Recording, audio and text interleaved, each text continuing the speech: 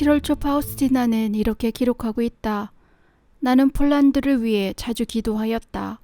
그러나 하느님께서는 폴란드 백성의 배은망덕에 대해 화를 내셨다. 나는 온갖 힘을 다해 변호하였다. 그리고 끊임없이 하느님의 자비의 약속을 상기시켜 드렸다. 나는 하느님의 분노를 보고도 신뢰하는 마음으로 하느님의 자비의 심연에 내 몸을 던졌고 폴란드를 하느님의 자비의 바다에 밀어 넣었다. 그래야 하느님께서는 정의를 행하실 수 없으셨다. 내 조국 폴란드여, 얼마나 많은 희생을 치루어야 하는가. 나는 단 하루도 너를 위해 기도하지 않는 날이 없었다. 7월 15일에 파우스티나는 자신이 다른 수녀원으로 이동되리라는 것을 알았다. 7월 29일 파우스티나는 산악 지역에 있는 라푸카로 떠났다. 그곳에는 수녀들과 여성들을 위한 휴양소가 있었다. 라푸카 수녀들이 따뜻한 환영에도 불구하고 파우스티나의 고통은 배로 증가되었다. 그녀는 몸져 누울 정도로 건강이 악화되었다. 그녀는 항상 심한 통증에 시달렸다. 가슴 통증이 심해 손을 움직이지도 못했다. 움직이면 배가 찢어질 듯 아파서 밤새 가만히 누워 있어야 했다. 그리고 밤의 긴 시간 동안 파우스티나는 그 고통을 십자가에 못 박히신 예수님과 일치하여 천상 성부께 죄인들을 위해 바쳤다. 8월 10일 파우스티나는 한 수녀와 함께 크라쿠프로 돌아왔다. 왜 돌아왔느냐는 질문을 받을 때마다 그녀는 인내심을 가지고서 건강이 나빠져서 돌아왔다고 대답해야 했다. 그것은 참으로 어려운 일이었다. 왜냐하면 대부분의 사람들은 파우스티나의 고통을 동정하기 위해서라기보다 고통을 더하기 위해 물었기 때문이었다. 파우스티나는 예수님만이 내가 얼마나 고통을 받는지 이해하실 것이라고 일기에 적었다. 파우스티나는 9월 첫 금요일에 성체를 모신 후 하느님의 뜻에 자신을 완전히 포기하는 기도를 바치려는 마음이 일어났다. 그 기도는 바로 이러하다. 오 주 예수님, 하느님의 자비롭고 거룩한 뜻을 위해 저 자신을 완전히 그리고 전적으로 버립니다. 주님, 오늘부터 주님의 뜻만이 저희 음식입니다. 주님께서 저를 온전히 소유하고 계시니 주님의 뜻대로 하십시오.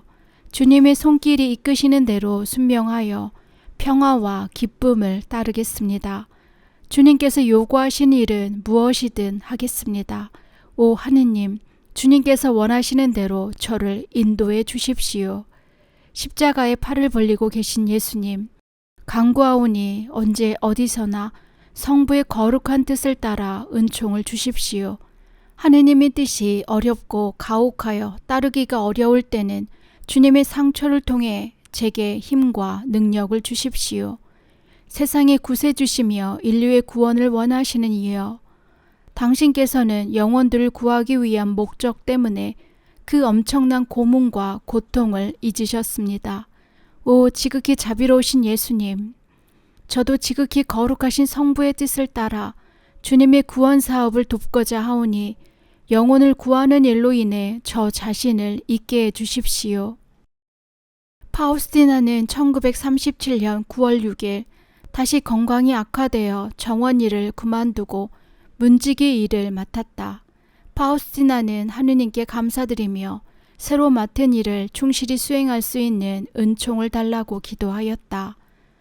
그러자 즉시 불유쾌한 사건이 발생했다. 문지기 일을 하다 잡무가 생겨 저녁 식사가 늦어졌다. 그러자 주방을 담당하는 수녀는 노골적으로 불쾌한 표정을 지었다. 그러나 파우스티나는 겸손하고 차분하게 받아들였다. 그날 밤 파우스티나는 몸이 아파 쉬어야 했다.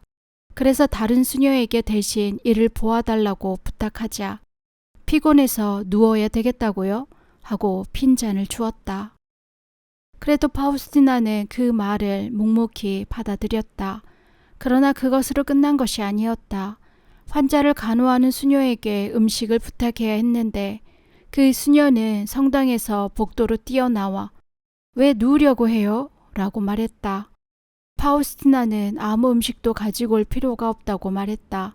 이러한 사건을 일기에 적을 마음은 전혀 없었으나 병든 수녀들이 이러한 대우를 받지 않게 하기 위해 파우스티나는 다음과 같이 덧붙였다.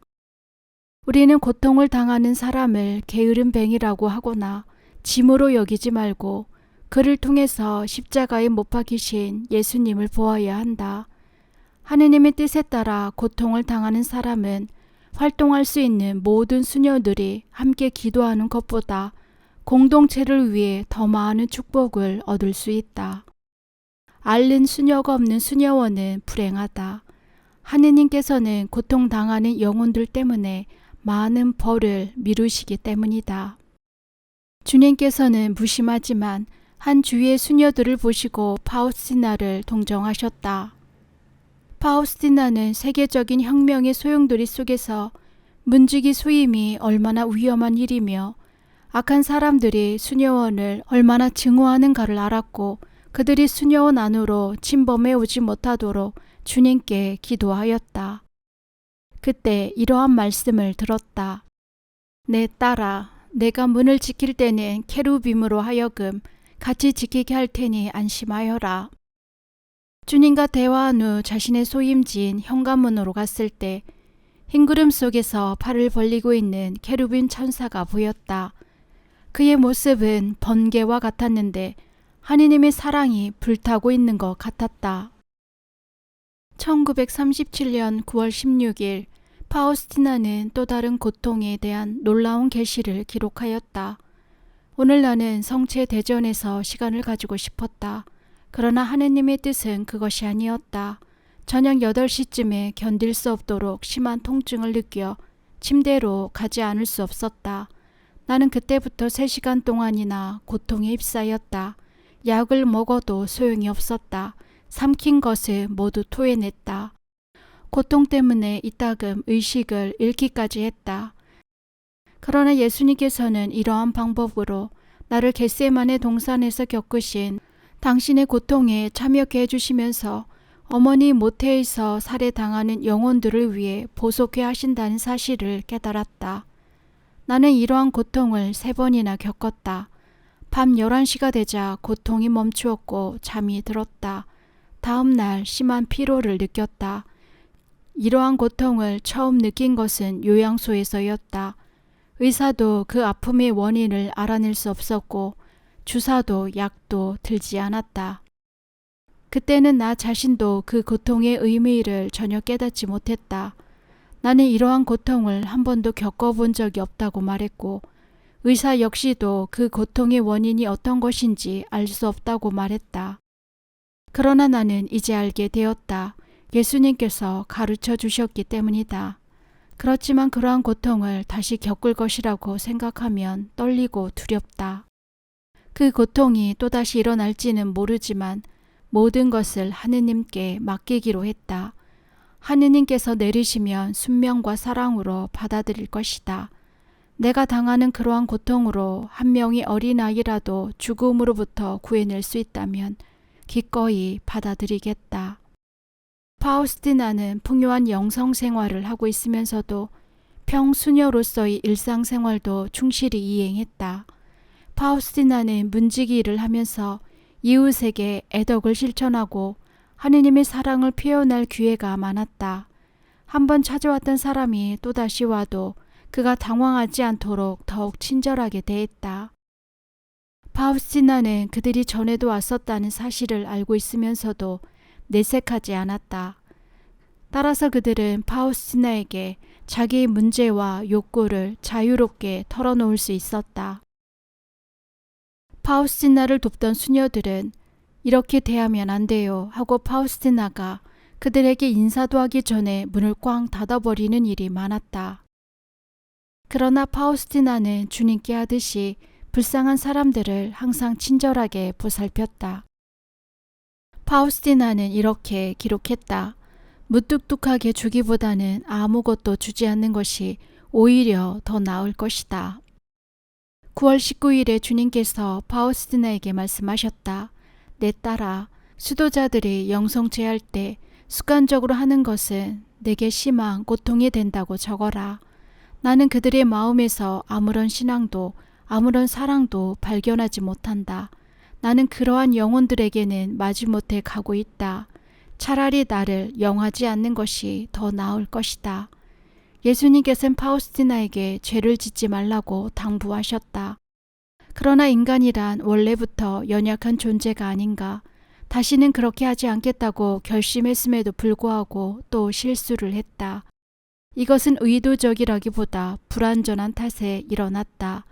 그녀는 마음의 고통을 느껴 잠시 성당에 들어갔다. 예수님이 발 아래 엎드려 사랑과 고통을 느끼면서 그분께 변명하였다.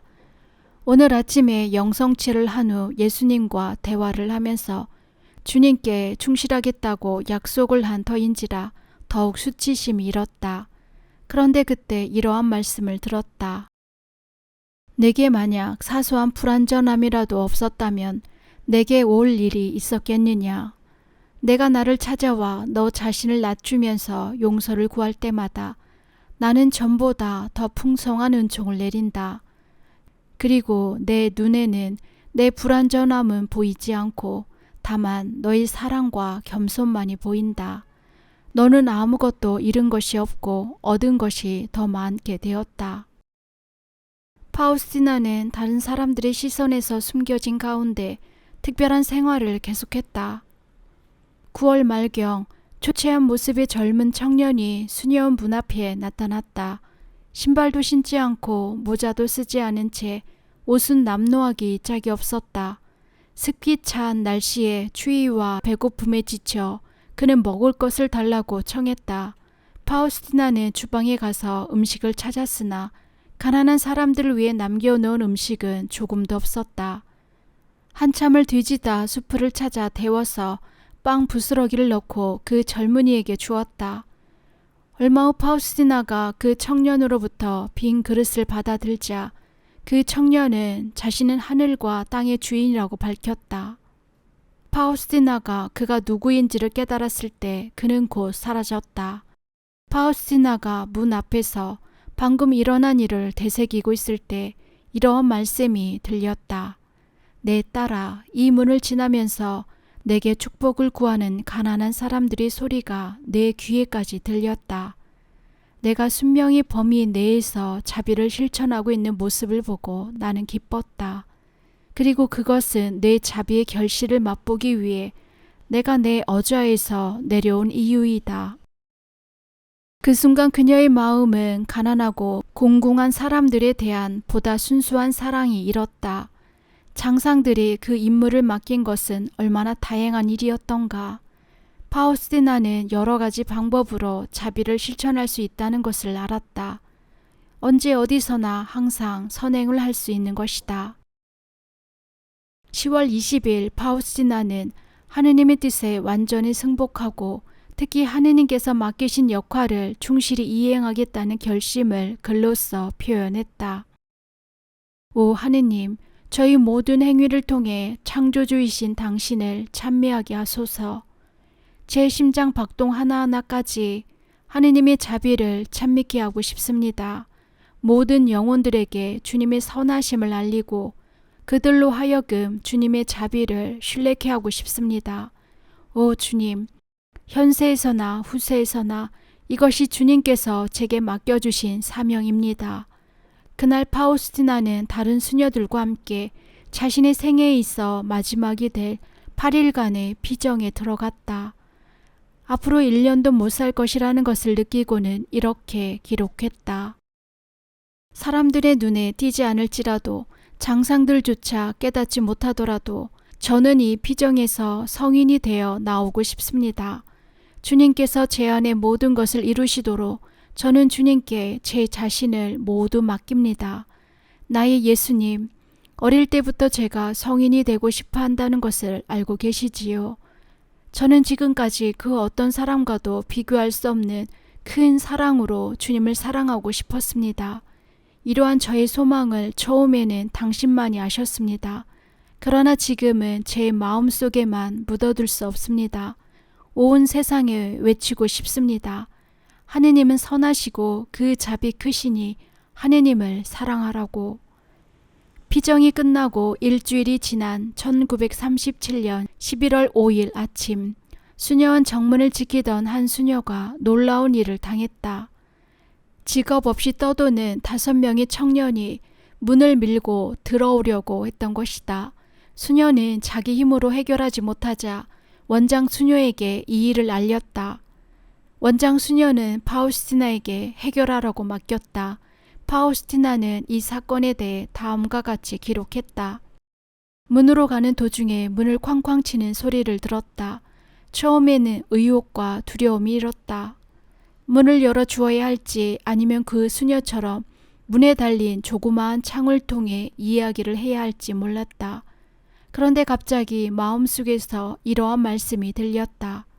가서 그들에게 문을 열어주고 나를 대하듯이 친절하게 말하여라. 나는 문을 열고 가장 험악해 보이는 사람 앞으로 다가가 조용하고 친절하게 말했다.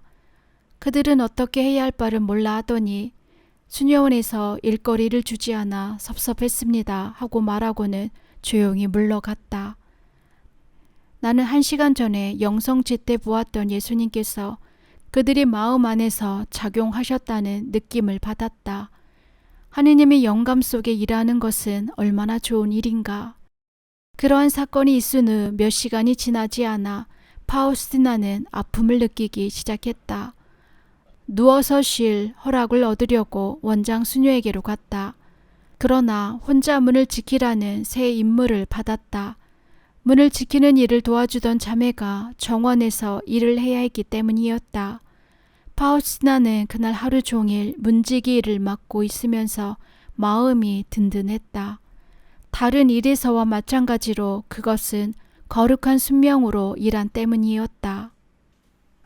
11월 19일 예수님께서는 영성체 후에 당신의 비서 파우스티나에게 다음과 같은 메시지를 주셨다. 내 딸아, 내가 영성체를 통해 사람들의 마음 안에 들어갈 때 내 손은 그들에게 주고 싶은 은총을 듬뿍 들고 있다는 사실을 명심하여라. 그러나 사람들은 아무도 나에게 주의를 기울이지 않는다. 그들은 나를 버려두고 다른 일을 하기에 바쁘다. 오, 사람들이 내 사랑을 깨닫지 못할 때 나는 얼마나 슬픈지 모른다. 그들은 나를 마치 죽은 물체를 보듯 대한다. 그래서 파우스티나는 예수님께 이렇게 말씀드렸다. 제 마음의 보물이시요 저희 유일한 사랑의 대상이시며 제 영혼의 기쁨이신 주님. 영원한 영광 속에서 찬미를 받으시되 제 마음 안에서도 찬미를 받으소서. 수많은 영혼들의 냉담함을 제 사랑을 통해 조금이라도 보상받으소서. 예수님, 제 마음은 주님 아닌 그 누구도 들어올 수 없는 주님만이 거처입니다. 주님만이 제 아름다운 정원에서 쉬실 수 있습니다. 오, 나의 예수님, 편히 쉬십시오. 저는 일을 하러 가야 하지만 사랑으로 일하여 주님께 대한 사랑을 증거하겠습니다. 희생을 바칠 기회를 놓치지 않겠습니다. 그날 하루 동안 파우스티나에게는 희생할 기회가 유난히도 많았다. 그리고 그 어느 것 하나도 소홀히 하지 않았다. 성체 성사를 향한 그녀의 사랑은 다음 글에서도 잘 나타나 있다. 내 안에 있는 모든 좋은 점은 모두 성체를 모신 때문이다. 이 거룩한 분은 나를 완전히 변화시키셨다. 오 주님, 제가 주님께서 머무시는 거처가 되다니 얼마나 행복한 일입니까? 제 마음은 주님께서 언제나 머무시는 성전입니다. 숨어 계신 예수님, 예수님은 저의 힘입니다. 제가 어릴 때부터 성체 안에 계신 주님은 저를 매료시키셨습니다. 제가 7살이었던 어느 날 성체 앞에서 저녁 기도를 바칠 때 저는 처음으로 하느님이신 주님의 사랑이 제 작은 마음을 가득 채움을 알았습니다. 그리고 주님께서는 그때 하느님의 일들을 깨닫게 해주셨습니다. 그때부터 지금까지 숨어 계신 주님께 대한 저의 사랑은 끊임없이 성장해 왔고 지금과 같은 친밀함을 낳았습니다. 제 영혼의 모든 힘은 성체 성사에서 나옵니다. 저는 제게 주어진 자유 시간을 모두 당신과 대화하면서 보냅니다. 주님은 저의 스승이십니다. 11월 26일 월 피정날, 파우스티나는 고통의 가치를 더욱 깊이 깨달았다. 즉 고통은 예수님을 닮는 길임을 깨달은 것이다. 이보다 더 좋은 다른 방법이 있다면 아마 예수님께서는 그 길을 보여주셨을 것이다. 파우스티나는 고통 가운데서도 심오한 평화를 느꼈다. 하지만 평화를 느낀다고 해서 고통이 경감되는 것은 아니었다. 신비적인 것이긴 하지만 신체의 고통이 심해질수록 영혼들을 구하려는 욕망도 커졌다. 짧은 시간이긴 하지만 가시관을 쓴 듯한 심한 통증을 느낀 후에 파우스티나는 이렇게 기록했다. 그리스도님, 저에게 영혼들을 주십시오. 저를 주님께서 원하시는 대로 하시고 대신 영혼들을 저에게 주십시오. 저는 그들의 구원을 원합니다. 그 영혼들이 주님의 자비를 알게 되기를 원합니다. 제게 남은 것은 아무것도 없습니다. 모두 다 영혼들에게 주었습니다. 심판날에 저는 빈손으로 서 있을 것입니다. 영혼들에게 모든 것을 주어버렸기 때문입니다. 그러므로 주님께서도 저를 심판하실 것이 아무것도 없을 것이며 우리는 그날 만나게 될 것입니다. 다음 발췌문을 보면 파우스티나의 고통이 얼마나 심했는지를 알 수 있다. 그러나 성체 안에 숨어 계신 주님처럼 파우스티나의 고통도 다른 사람들에게 알려지지 않고 숨겨져 있었다. 최근 한 달 동안 건강이 더욱 악화되었다. 기침할 때마다 폐가 찢어지는 것 같았다. 때때로 내 몸이 완전히 썩는 것 같았다. 고통이 얼마나 심한지 표현할 길이 없다. 내 자유의지로 받아들인 것이기는 하지만 고복을 입거나 피가 맺히도록 채찍질을 당하는 것보다 훨씬 더 심한 고통이었다. 식당에 가면 고통이 더 심했다. 음식을 가리지 않고 먹기 위해서는 대단한 노력이 필요했다. 이때부터 장이 많이 나빠졌다. 양념이 많이 들어간 음식을 먹으면 며칠 밤을 고통과 눈물로 몸부림쳐야 했다. 이러한 고통을 나는 모든 죄인들을 위해 바쳤다. 그러나 고해 신부님에게 죄인들을 위해 이러한 고통을 참아내야 할지, 장상들에게 말씀드려 좀 부드러운 음식을 청해야 할지 물어보았다. 고해 신부님은 장상에게 말하고 부드러운 음식을 청하라고 말씀하셨다. 나는 신부님의 말씀을 따랐는데 이러한 겸손이 하느님의 마음에 든다는 것을 알았다. 어느 날 몸이 계속해서 썩어가는데도 불구하고 걸어 다니면서 일할 수 있는 것이 가능한 일인가 하는 생각이 들기 시작했다. 아마도 이것은 환상일 것이다. 그러나 이토록 심한 통증이 일어나는 것을 보면 환상이 아닐지도 모른다. 이러한 생각을 하고 있을 때 한 수녀님이 나에게 할 말이 있다고 찾아왔다. 잠깐 사이인데도 그 수녀님은 얼굴을 무섭게 찌푸리며 말했다. 수녀님, 무엇이 완전히 썩는 것처럼 여기서 송장 냄새가 나네요. 아유, 무서워. 그래서 나는 놀라지 마세요, 수녀님. 내 몸에서 나는 냄새입니다. 하고 말했다. 그 수녀님은 놀라더니 잠시도 잊지 못하고 나갔다. 그녀가 나간 후 나는 하느님께서 그녀로 하여금 냄새를 맡게 하시어 나에게서 의욕을 떨쳐내고 또 전 공동체로부터 이 고통의 의미를 숨기도록 하려는 것임을 깨달았다. 오 예수님, 오직 예수님만이 이 희생의 깊이를 알고 계십니다. 그럼에도 불구하고 식당에 가면 나는 내가 음식을 까다롭게 먹는다고 비난하는 시선을 견뎌내야만 했다. 그러한 때면 여느 때나 마찬가지로 성체 대전으로 나아가 하느님께로부터 힘을 얻곤 했다. 파우스티나는 침묵과 고통 그리고 하느님이 주시는 힘과 자비 속에서 하루하루를 살아갔다. 성탄 이틀 전 식당에서 식사 전 독서 때 내일은 예수 그리스도께서 인간의 몸을 취하여 탄생하신 날입니다. 하는 말씀을 듣고 강생의 신비를 깊이 통찰했다. 파우스티나는 그날의 일기를 성자 강생의 신비에는 하느님의 자비가 얼마나 넘쳐 흐르는가 하는 문장으로 시작하였다. 파우스티나는 자정 미사 때 느낀 것을 일기에 기록하였다. 미사가 시작된 처음부터 깊은 관상에 잠기게 되었다. 그때 찬란하게 빛나는 마구간을 보았다. 지극한 사랑에 잠기신 복되신 동정녀께서는 아기를 포대기에 싸고 계셨고 요셉 성인께서는 잠들어 계셨다. 잠시 후 나는 작은 손을 나에게 뻗치시는 아기 예수님과 함께 남게 되었다. 나는 아기 예수님을 안아드리고 싶었다. 그때 영성체 벨이 울렸다. 미사가 끝날 무렵에는 힘이 너무 없어 침실로 가지 않을 수 없었다. 모두와 함께 나누는 다과에 참여할 수 없었으나 성탄절은 그날 내내 주님과 일치되어 있었기 때문에 기쁨은 계속되었다. 새해를 맞기 이틀 전 파우스티나는 몸이 너무 아파 침대에 누워 있었다. 심한 기침, 장에 끊임없는 통증, 그리고 메스꺼움으로 인해 몸은 탈진 상태였다. 수녀들은 새해를 맞으려고 밤 11시에 일어났다. 파우스티나는 한 해를 보내면서 드리는 그 기도에 마음으로나마 참여하려고 했었다.